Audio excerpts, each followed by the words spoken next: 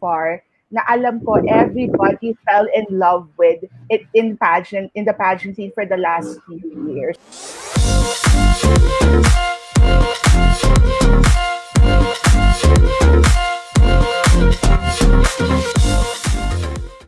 Partner, I don't know how to say it really well, no, but sila perhaps ang batch ng runners-up so far na alam ko everybody fell in love with it in the pageant scene for the last few years. So without further ado, I would like to welcome, or we would like to welcome, and we're happy to see them again, Bini Pilipinas second runner-up MEIJI CRUZ, and Bini Pilipinas first runner-up GABBY BASIANO. Hi everyone! Hi Alexa and Christian. Thank you for having us. Hi, Gabby and Meiji. Welcome back to the Qrown Philippines. Sabi nga mo partner, it was just like yesterday that we were interviewing them as candidates and now they have crowns as well on their heads. But before that, no, let's ask Gabby and Meiji. It's been more than a week. Actually, this is the second week of your media interviews. How has it been since pageant night? Let's start with you, Meiji. How has it been for you? Well, I'm really happy for the opportunities and exposure so far because of the media rounds. I gained somehow exposure to people, to audience. People know me, and this platform I can use it to help more people for my advocacy, for the donation drive. So I'm really, really grateful. I get so kilig sa lahat ng attention, sa lahat ng appreciation ng mga tao since coronation night. And until now, may nagtatag pa rin ng mga performances namin since coronation night. So nakakakilig na kahit second week na, it's a reminder pa rin. May nagre-remind at nakaka-appreciate pa rin ng coronation night. Gabby, what about you? How's the ride been since coronation, since the finals night? Super, kaya nga nang sabi ni Meiji, nakakakilig kasi magto 2 weeks na, if I'm not mistaken. Magto 2 weeks na, tapos up until now, may mga nagtatag pa din dun sa performance namin nung coronation night. And mas nakakatuwa kasi kaming yung winners and all the candidates, naging mas close after nung coronation night. So yun, super happy, super full yung heart ko talaga. I know, and I think without a doubt, partner, no, that what they've been through actually made them even stronger. I mean, this is perhaps itong batch na to, I can say has gone through a lot. Imagine that you are almost competing for 2 years Yes. in a competition. In a competition. Partner, any questions that you want to ask them first? Yes, speaking of kasi syempre mahaba yung paghihintay, di ba? This was the longest edition so far, and sana hindi naman na din, di ba, yung following, and challenging one because of the pandemic. So, looking back, how do you think it prepared you to where you are now as title holders? Do you think it was a blessing in disguise, or was it something that also contributed na with your preparations and it led you to getting a crown? Well, as for me, this pandemic is something that we don't have any control over. So instead of dwelling into it, I just focus on how I respond to it or how I react into it. And I made it sure that I maximize the time that we had. So yun yung mindset ko during the pandemic. It's really challenging because we experience a lot of personal struggles. We and some of the girls also experience financially challenged, because the loss of the jobs, the livelihood. So it was really challenging, and being still in competition that you have to have your A game, diba? Despite the things that happening to you. So yes, it's been long, it's been a challenging time, but I think that it helped me grow as a person, personally, holistically. Binibining Pilipinas, was an anchor. Anchor ko talaga siya, despite the pandemic, anchor ko siya na kailangan all of my aspect, kailangan aligned pa rin siya. So, ayan, we're so grateful na natapos din siya. I'm really proud. How about you, Gabby? Do you think the long wait helped in your preparations? Yes, kasi looking back, I was really a different person from who I was during the screening. And parang nag-mature ako, mas naging responsible ako.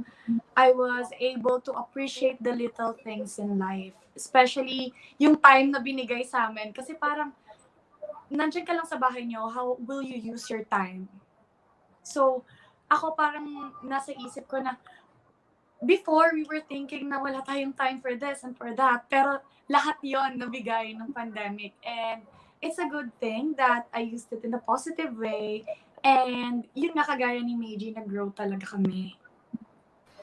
True, I agree. Kasi di ba partner, iba din yung I would say mental stamina nitong mga girls na to. Kasi for almost 1.5 years, and then syempre, di ba, a lot of things are happening, and then yung mind conditioning mo, yung winning attitude mo, dapat ma-maintain mo and Yes. iba kasi, and then for you to come out successfully dun sa pageant, it's very commending, di ba? Yeah, actually, yeah, and that's true. I just want to ask though the two of you this question, because during the finals night, it was very different. Normally, we would have a lot of audience cheering you on. I'm sure the blow, and Meiji would know what I'm talking about. The blowhorns, the torotot, the banners. That's going on. Same thing with Gabby when you were competing before, but where were you getting your strength? Because there was no fans, it was minimal fans, and to channel the adrenaline that you were all feeling at that time. Gabby. Well, syempre hindi niyo siya nakikita on stage kasi pag sa backstage, kami mismo candidates yung sumisigaw for each other. Hinahype namin yung isa't isa, and then kahit naman konti lang yung audience namin, nararamdaman namin na parang feeling namin punong-puno yung Coliseum. Kasi ang ingay pa din, sobrang ingay pa din. And mas nakakatuwa siya kasi hindi namin na-feel na parang may competition. Kasi more on parang nanaig yung pagiging sisters namin. To the point na pag ikaw na yung lalabas, i-cheer ka nung nasa likod mo. Pag yung nasa harap mo na yung lalabas, i-cheer mo din siya. So, nakakatuwa kasi may na-build talagang relationship. Kahit na hindi ganun ka puno yung areneta, mafe-feel mo na yung sisters mo mismo nagsusupport sa'yo. Meiji, what about you? How were you channeling the adrenaline rush that you were feeling that night? Well, Alexa, it was totally different experience talaga. Unlike yung ang daming audience, yung may hirapan ka na i-introduce yung sarili mo dahil mas malakas yung sigaw ng audience kaysa sa boses mo. But I'm really grateful kasi naiisip ko na talaga na magkakaroon lang ng audience or no audience at all. So yung nagkaroon ng 5 audience per candidate, I was really grateful na for me, sige, para matuloy na lang tong pageant, matuloy na. Kasi given the situation, the IATF protocols. So, I channel my adrenaline talaga sa performance. Doon ko na lang china-channel yung everything, yung nervousness, yung adrenaline, yung excitement, doon talaga sa pasarela and sa stage presence. Yeah, we've seen that, right, partner? Because you had one of the best walks that night, and it's no wonder why you got the award for best in swimsuit, and at the same time for Gabby getting the best in evening gown. Yun nga, partner. Siyempre, ayaw natin palagpasin tong pagkakataon nito, di ba? Kasi for Meiji, she was consistently a top choice for swimsuit, even for the preliminary swimsuit competition. And then, eventually getting the Best in Swimsuit award. Meiji, how did you maintain the drive, diba? Kasi syempre iba yung talagang live na sa finals and then iba dun sa preliminaries. How did you do that? Well, I was not really expecting to get the best in swimsuit because I know naman that my body type is not the ideal beauty standard. So I was really surprised, but I think I just performed and lahat ng training ko for pasarela, binuhos ko sa performance. And I'm really grateful that the people, the judges recognizes that because sa stage, I just embraced myself, yung confidence, this is who I am, this is how I express myself. So, naging ganun yung mindset and yung flow ko. And syempre for Gabby partner, 'di ba?